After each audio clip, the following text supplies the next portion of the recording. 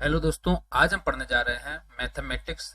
जो कि मैथमेटिक्स में हम इसमें पढ़ने वाले हैं तर्क शक्ति में, जो कि ऑप्शन टॉपिक है हमारे पास समय, दूरी और चाल। इसमें हम पढ़ेंगे समय, दूरी और चाल। इसमें हम दो पार्ट बनाएंगे। एक पार्ट वन में जो कि समय, दूरी और चाल का मेथड्स बताएंगे, और सेकंड हमारे पास जो रहेगा समय, दूरी और चाल का एमसीक्यू पढ़ेंगे उसमें। तो पहला हमारा जो टॉपिक है, ये पार्ट वन है हमारे पास समय, दूरी और चाल का।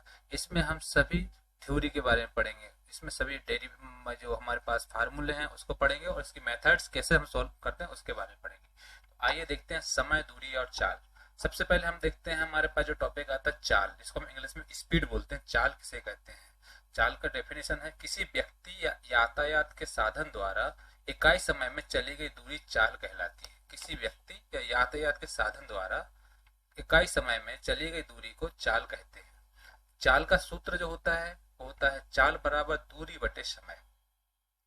दूरी रहेगा वहां, और इस समय जो इसको हम डिवाइड कर देंगे तो हमारे पास चाल निकल आएगी। जब हमको चाल निकालना हो तो चाल का सूत्र होता है चाल बराबर दूरी बटे समय। चाल का जो मात्रक होता है वो होता है मीटर पर सेंटीमीटर अथवा किलोमीटर पर घंटा होता है। चाल का जो मात्रक होता है वो होता है मीटर पर सेंटीमीटर या किलोमीटर पर घंटा।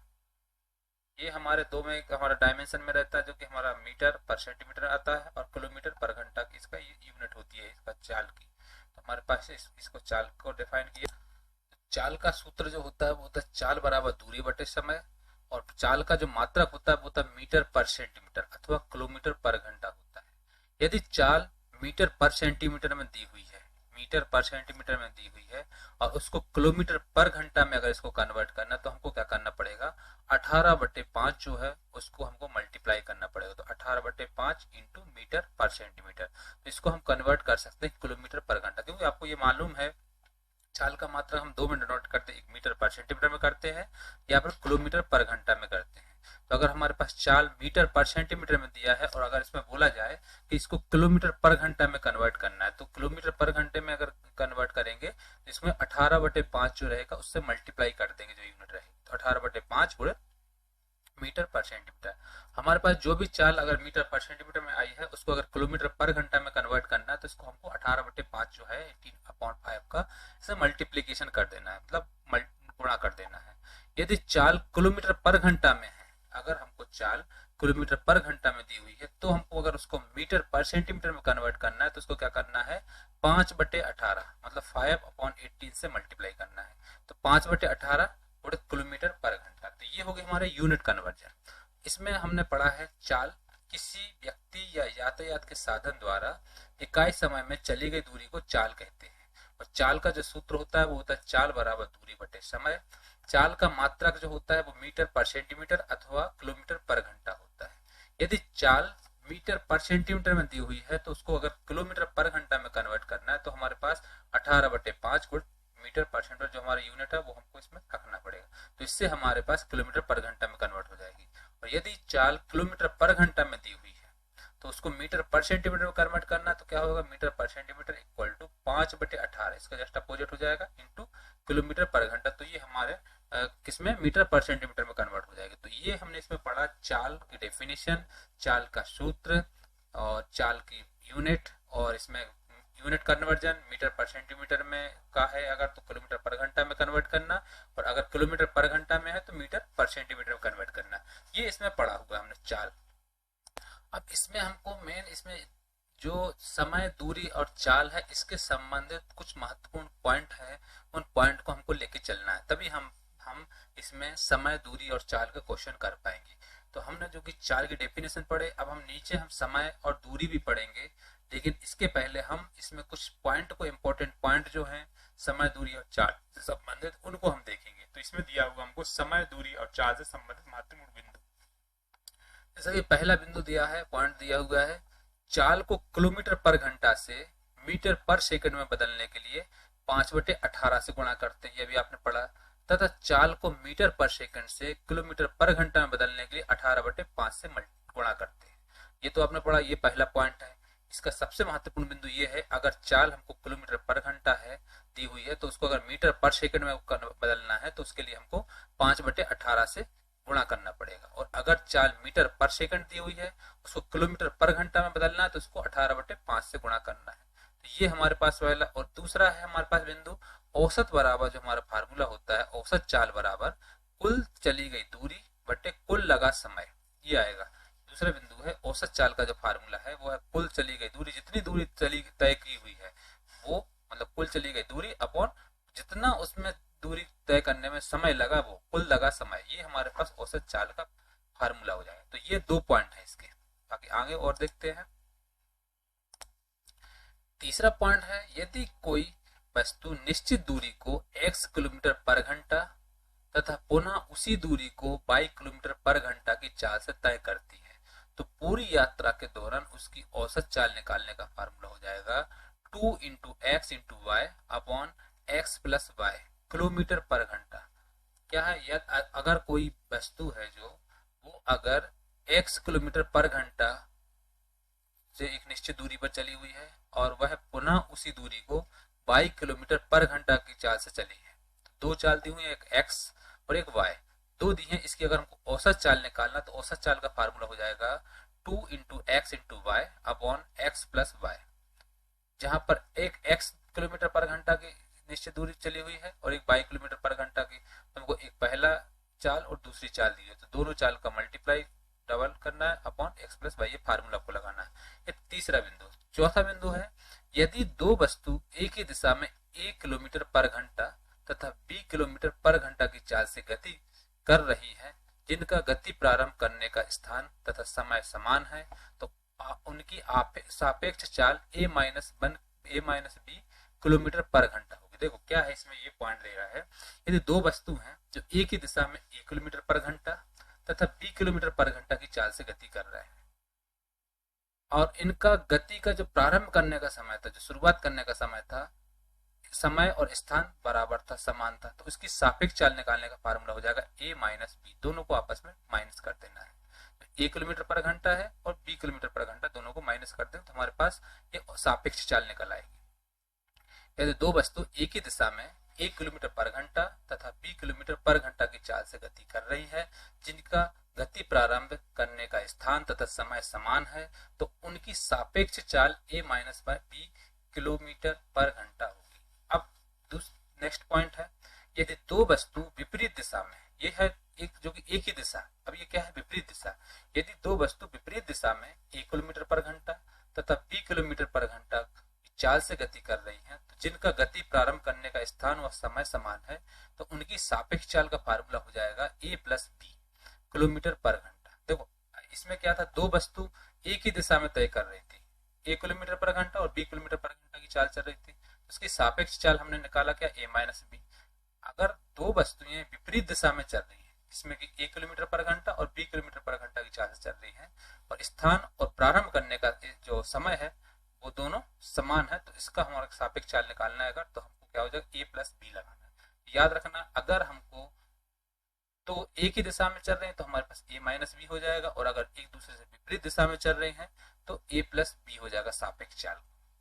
अब नेक्स्ट पॉइंट है, यदि a तथा b चालों में अनुपात a अनुपात b हो, तो एक ही दूरी तय करने में इनके द्वारा लिया गया समय का अनुपात होगा b अपॉन a। अगर a और b दो चाल दी हुई है जिनका अनुपात a अनुपात b है, तो उनके द्वारा लिया गया समय का अनुपात होगा क्या, b अपॉन a। ये इसका जस्ट अपोजिट हो जाएगा।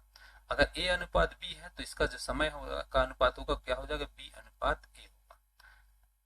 नेक्स्ट पॉइंट है, जब एक व्यक्ति a से b तक x किलोमीटर पर घंटे की चाल से जाता है तथा t1 समय देर से पहुंचता है, तथा जब वह 5 किलोमीटर पर घंटे की चाल से चलता है तो t2 समय पहले पहुंचता है, तो उनके बीच की जो दूरी रहेगी वो हम इसमें पढ़ेंगे।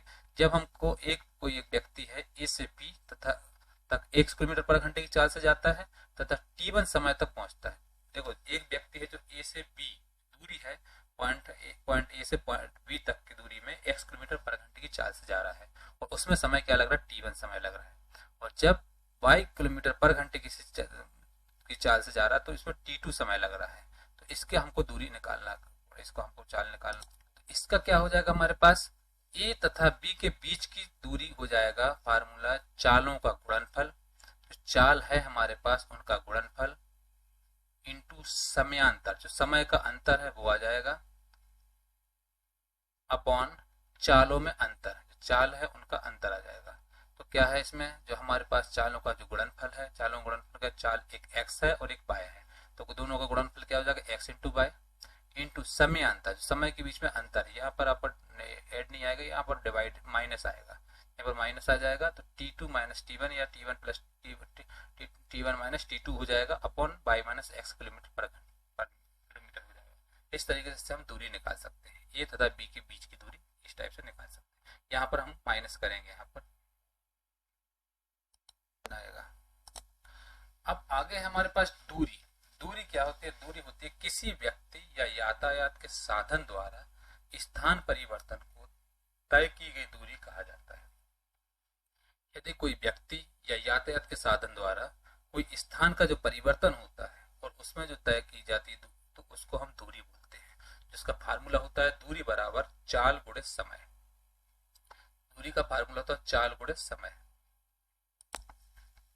समय जो कि टाइम, इंग्लिश में टाइम बोलते हैं, समय क्या होता है, किसी व्यक्ति या यातायात के साधन द्वारा इकाई चाल में चली गई दूरी उसके समय को निर्धारित करती है। कोई अगर व्यक्ति या यातायात के साधन द्वारा इकाई समय में इकाई चाल से चली गई दूरी को समय कहा जाता है, समय निर्धारित करती है। इसका फार्मूला होता है समय का सूत्र समय बराबर दूरी बटे चाल। समय हो जाएगा दूरी बटे चाल होगा, इसका डिवाइड अपोजिट हो जाएगा, तो हमारे पास आ जाएगा समय बराबर दूरी बटे चाल। तो अगर हमारे पास दूरी का फार्मूला दूरी का हो जाएगा दूरी बराबर चाल गुणे समय, और अगर समय का फार्मूला तो समय बराबर दूरी बटे चाल हो जाएगा। इसके बाद आता है सापेक्ष चाल। सापेक्ष चाल मतलब इसको हम इंग्लिश में बोलते हैं रिलेटिव स्पीड। यदि दो वस्तुएं क्रमशः 1 किलोमीटर पर घंटा व 20 किलोमीटर पर घंटा की चाल से चल रही हैं, तब उसको हम सापेक्ष चाल बोलते हैं। यदि दो वस्तुएं हैं जो कि 1 किलोमीटर पर घंटा और 20 किलोमीटर पर घंटा की चाल से चल रही हैं, तो वो दोनों एक साथ में चाल में चल रही है, तो इसको हम सापेक्ष चाल बोलते हैं, इसको हम रिलेटिव स्पीड बोलते हैं। यदि दो वस्तुएं क्रमशः 1 किलोमीटर पर घंटा या वह 20 किलोमीटर पर घंटा की चाल से चल रही हैं, तब उसको हम सापेक्ष चाल बोलते हैं। अब देखो इसमें दो कंडीशनें आती हैं।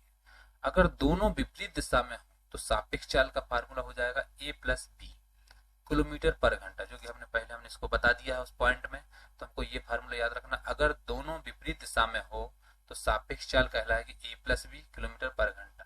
और दोनों जो चाल होगी, एक a चाल और एक b चाल, तो दोनों चालों को जोड़ देना है जब विपरीत दिशा में, और जब दोनों समान दिशा में हो तो सापेक्ष चाल का फार्मूला हो जाएगा a माइनस बी किलोमीटर पर घंटा। तो मतलब जो दोनों जो चाल है a चाल और b चाल है, तो दोनों को डिवाइड माइनस कर देना, तो हमारे पास ये सापेक्ष चाल निकल आएगा।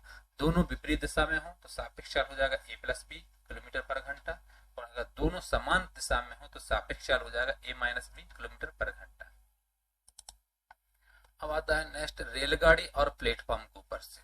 अगर ट्रेन एंड प्लेटफॉर्म, रेलगाड़ी और प्लेटफॉर्म के ऊपर से अगर आता है तो उसको हम क्या बोलेंगे, जब कोई रेलगाड़ी किसी लंबी वस्तु या स्थान, जिसमें हमको प्लेटफॉर्म, पुल या दूसरी रेलगाड़ी भी आ सकती है, जब कोई रेलगाड़ी किसी लंबी वस्तु या स्थान, कोई वस्तु को या कोई स्थान को अगर पार करती है, जिसकी वस्तु या स्थान में आ जाता है क्या प्लेटफॉर्म, पुल या दूसरी गाड़ी को पार करती है, तो रेलगाड़ी को अपनी लंबाई के साथ साथ उस वस्तु की लंबाई के बराबर अतिरिक्त दूरी भी तय करनी पड़ती है। जब कोई रेलगाड़ी किसी लंबी वस्तु या स्थान, इसमें प्लेटफॉर्म, पुल, दूसरी रेलगाड़ी आती है, को पार करती है, तो रेलगाड़ी को अपनी लंबाई के साथ साथ उस वस्तु की लंबाई के बराबर अतिरिक्त दूरी भी तय करनी पड़ती है। तो अर्थात कुल दूरी अगर हमको निकालना हो तो कुल दूरी बराबर फार्मूला हो जाएगा रेलगाड़ी की लंबाई, जो रेल है उसकी लंबाई, प्लस प्लेटफॉर्म की लंबाई, जो प्लेटफॉर्म रहेगा, अपॉन पुल की लंबाई, प्लेटफॉर्म अपॉन पुल की लंबाई। ये फार्मूला लगाना पड़ेगा, तो हम इससे कुल दूरी निकाल सकते हैं। रेल की लंबाई प्लस प्लेटफॉर्म भी आएगा, अपॉन पुल की लंबाई, तो इससे हम कुल दूरी निकाल सकते हैं रेलगाड़ी या प्लेटफॉर्म के लिए।